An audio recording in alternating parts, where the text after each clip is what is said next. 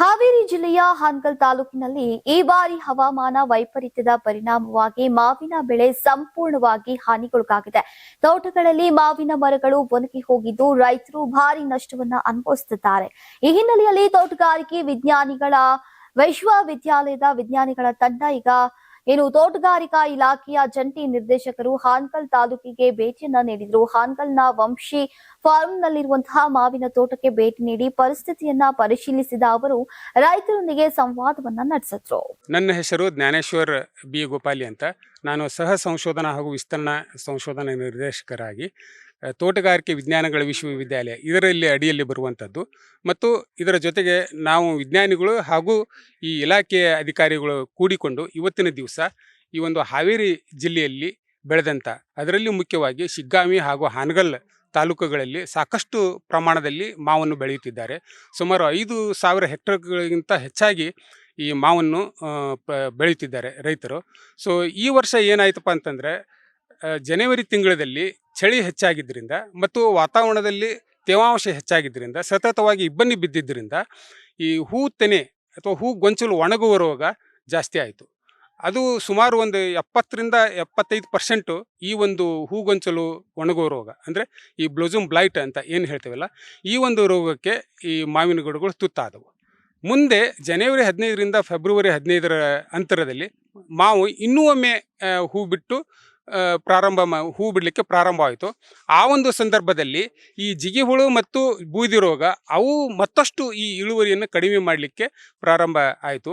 ಒಟ್ಟಾರೆ ಏನಪ್ಪ ಇದಕ್ಕೆ ಮೂಲ ಕಾರಣ ಅಂತಂದ್ರೆ, ಅನೇಕ ರೈತರು ಈ ಮಾವಿನ ತೋಟಗಳನ್ನು ಮಧ್ಯವರ್ತಿಗಳಿಗೆ ಹರಾಜು ಮಾಡಿದ್ದರಿಂದ, ಮಧ್ಯವರ್ತಿಗಳು ಇದನ್ನು ಅವೈಜ್ಞಾನಿಕವಾಗಿ ನಿರ್ವಹಣೆ ಮಾಡಿದ್ದರಿಂದ ಮಾವಿನಲ್ಲಿ ಇಳುವರಿ ವರ್ಷ ಕಡಿಮೆ ಆಗ್ತಾ ಇದೆ. ಮತ್ತು ಇದು ಅಲ್ಲದೆ ಈ ಮಧ್ಯವರ್ತಿಗಳು ಈ ವಿಜ್ಞಾನಿಗಳ ಮತ್ತು ಇಲಾಖೆಯ ಸಂಪರ್ಕಕ್ಕೆ ಬರದೆ ಸೀದಾ ಈ ಮಾರ್ಕೆಟ್ನಲ್ಲಿ ಇರ್ತಕ್ಕಂಥ ಈ ಔಷಧಿ ಮತ್ತು ಗೊಬ್ಬರಗಳ ಮಾಲಕರು ಏನು ಹೇಳ್ತಾರಲ್ಲ, ಅವರ ಶಿಫಾರಸಿನಂತೆಯೇ ಅವರು ಈ ಒಂದು ನಿರ್ವಹಣೆ ಮಾಡುತ್ತಿದ್ದರಿಂದ ಮಾವಿನಲ್ಲಿ ಇಳುವರಿ ಅಷ್ಟೊಂದು ಬರ್ತಾ ಇಲ್ಲ. ಮತ್ತು ಅನೇಕ ರಾಸಾಯನಿಕಗಳು, ಕೀಟನಾಶಕಗಳಿಗೆ ಈ ಕೀಟಗಳು ನಿರೋಧಕ ಶಕ್ತಿಯನ್ನು ಬೆಳೆಸಿಕೊಂಡಿದ್ದರಿಂದ ನಿರ್ವಹಣೆ ಕಷ್ಟವಾಗುತ್ತಿದೆ ರೈತರಿಗೆ. ಸೊ ಹೀಗಾಗಿ ಇನ್ನು ಮುಂದಿನ ದಿನಮಾನಗಳಲ್ಲಿ ರೈತರು ಇಳುವರಿಯನ್ನು ಹೆಚ್ಚಾಗಿ ಪಡೀಬೇಕಂದ್ರೆ ರೈತರು ಅವರೇ ತಮ್ಮ ತೋಟವನ್ನು ಅವರೇ ನಿರ್ವಹಣೆ ಮಾಡಬೇಕು. ಮತ್ತು ಈ ವಿಜ್ಞಾನಿಗಳು ಮತ್ತು ಈ ಅಧಿಕಾರಿಗಳ ಸಲಹೆ ಪಡೆದು ನಿರ್ವಹಣೆ ಮಾಡಿದರೆ ಮುಂದಿನ ದಿನಮಾನಗಳಲ್ಲಿ ಉತ್ತಮ ಇಳುವರಿಯನ್ನು ಪಡೆಯಬಹುದು. ಪರಿಶೀಲನೆಯ ವೇಳೆ ಮಾತನಾಡಿದಂತಹ ವಿಜ್ಞಾನಿಗಳು ಹವಾಮಾನಕ್ಕೆ ತಕ್ಕಂತೆ ಸರಿಯಾದ ನಿರ್ವಹಣೆ ಇಲ್ಲದಿರುವುದು ಬೆಳೆ ಹಾನಿಗೆ ಪ್ರಮುಖ ಕಾರಣವಾಗಿದೆ ಅಂತ ತಿಳಿಸಿದ್ದಾರೆ. ಹವಾಮಾನ ಬದಲಾವಣೆಗಳಿಗೆ ಅನುಗುಣವಾಗಿ ತೋಟಗಳ ನಿರ್ವಹಣೆ ಮಾಡುವುದು ಅತ್ಯಂತ ಅಗತ್ಯ ಅಂತ ಅವರು ಒತ್ತಿ ಹೇಳಿದ್ರು.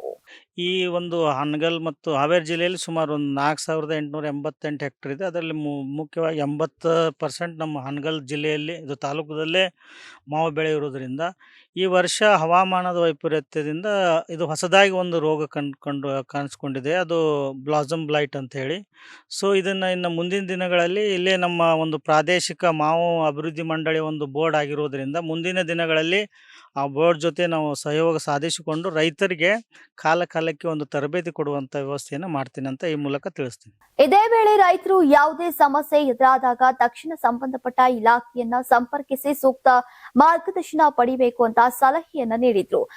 ದಲಾಳಿಗಳ ಮೇಲೆ ಅವಲಂಬಿಸದೆ ತೋಟವನ್ನ ಸ್ವತಃ ರೈತರು ನಿರ್ವಹಣೆ ಮಾಡಬೇಕು. ಇದರಿಂದಾಗಿ ನಷ್ಟವನ್ನ ಕಡಿಮೆ ಮಾಡಿಕೊಳ್ಳಬಹುದು ಅಂತ ವಿಜ್ಞಾನಿಗಳು ತಿಳಿಸಿದ್ರು. ಅಂತಾರಾಷ್ಟ್ರ ಮಟ್ಟದಲ್ಲಿ ಹಾನಗಲ್ ಮಾವು ಪ್ರಸಿದ್ಧಿಯಾಗಿದ್ದು, ಈ ವರ್ಷ ಹವಾಮಾನ ವೈಪರೀತ್ಯದಿಂದ ಸಂಪೂರ್ಣ ನೆಲ ಕಚ್ಚಿರದ ಪ್ರಯುಕ್ತ ಇವತ್ತು ಧಾರವಾಡ ವಿಜ್ಞಾನ ಕೇಂದ್ರದವರು ಬಂದು, ತೋಟಗಾರಿಕೆ ಇಲಾಖೆಯವರು ಮತ್ತು JD ಅವರು ಎಲ್ಲರೂ ಬಂದು ವೀಕ್ಷಣೆ ಮಾಡಿ ಈ ಮುಂಜಾಗ್ರತೆ ಕ್ರಮವನ್ನು ಏನೇನು ಕೈಗೊಳ್ಳಬೇಕು ಮತ್ತು ಇಂಥ ರೋಗಗಳನ್ನು ಬರದೇ ಇರೋದಕ್ಕೆ ರೋಗ ನಿರೋಧಕ ಶಕ್ತಿ ಆ ಗಿಡಗಳಲ್ಲಿ ಬರಬೇಕು ಅನ್ನೋದಕ್ಕೆ ಪೋಷಕಾಂಶಗಳನ್ನು ಒದಗಿಸ್ಬೇಕು, ನೀರು ನಿರ್ವಹಣೆ ಮಾಡಬೇಕು ಅಂತೇಳಿ ಇವೆಲ್ಲ ಸಂದೇಶಗಳನ್ನು ಹೇಳಿ ಮುಂದಿನ ದಿನಗಳಲ್ಲಿ ರೈತರೆಲ್ಲ ಅಪ್ಗ್ರೇಡ್ ಆಗಬೇಕು. ವಾಟ್ಸಪ್ ಮತ್ತು ಇದರ ಮುಖಾಂತರ ಈ ವಿಜ್ಞಾನಿಗಳ ಸಲಹೆ ತಗೊಂಡು ಇದರಲ್ಲಿ ಇವತ್ತು ತೋಟಗಾರಿಕೆ ಇಲಾಖೆಯವರು ಇಲ್ಲಿ ಮಾರ್ಗದರ್ಶನ ಕೇಂದ್ರ ತೆರೆಯ ಮೂಲಕ ಈ ಎಲ್ಲ ಮಾವಿನ ಗಿಡಗಳನ್ನು ಉಳಿಸ್ಕೋಬೋದು. ಮತ್ತು ಸರ್ಕಾರಕ್ಕೆ ವಿಶೇಷ ಪ್ಯಾಕೇಜನ್ನು ಮಾಡಿ ಮಾವು ಸಂರಕ್ಷಣೆ ಮಾಡಲು ಏನು ಸರ್ಕಾರದಿಂದ ಅನುಕೂಲ ಕಲ್ಪಿಸಬೇಕು ಇದಕ್ಕೆ ನಾವು ವರದಿ ಸಲ್ಲಿಸ್ತೀವಿ ಅನ್ನೋಂಥದ್ದನ್ನು ತೋಟಗಾರಿಕೆ ಇಲಾಖೆ ಅಧಿಕಾರಿಗಳು ತಿಳಿಸ್ತಾ ಇದ್ದಾರೆ. ಅದಕ್ಕೆ ಶೀಘ್ರವೇ ಮಾವು ಬೆಳೆ ಉಳಿಸಬೇಕೈತಂದ್ರೆ ಸರ್ಕಾರ ಮುಂದೆ ಬರಬೇಕು, ಬಂದು ರೈತರ ಒಂದು ಕಷ್ಟ ನಷ್ಟಗಳಿಗೆ ಭಾಗಿಯಾಗಬೇಕು ಅನ್ನೋಂಥದ್ದನ್ನು ಈ ಮೂಲಕ ತಿಳಿಸ್ತಾ ಇದ್ದೇವೆ. ಒಟ್ನಲ್ಲಿ ಹವಾಮಾನ ವೈಫಲ್ಯ ಮತ್ತು ನಿರ್ವಹಣೆಯ ಕೊರತೆಯಿಂದ ಹಾನಗಲ್ ಭಾಗದ ಮಾವು ಬೆಳೆ ಗಂಭೀರ ನಷ್ಟಕ್ಕೆ ಅಂದ್ರೆ ಸಂಕಷ್ಟಕ್ಕೆ ಸಿಲುಕಿರುವುದು ಈಗ ರೈತರ ಆತಂಕಕ್ಕೆ ಕಾರಣವಾಗಿದೆ. ನೀವು ಸಣ್ಣ ಆಗ್ಬೇಕಲ್ವಾ? ಅದು ಒಂದು ಉತ್ತಮ ಆಹಾರದಿಂದ ಸಣ್ಣ ಆಗ್ಬೇಕಲ್ವಾ? ಪ್ರತಿದಿನ ನಮ್ಮ ಜೀನಿ ಸ್ಲಿಮ್ ನ ಯೂಸ್ ಮಾಡಿ ಯಾವುದೇ ಸೈಡ್ ಎಫೆಕ್ಟ್ ಇಲ್ದಂಗೆ ನೀವು ಸಣ್ಣ ಆಗ್ತೀರಾ.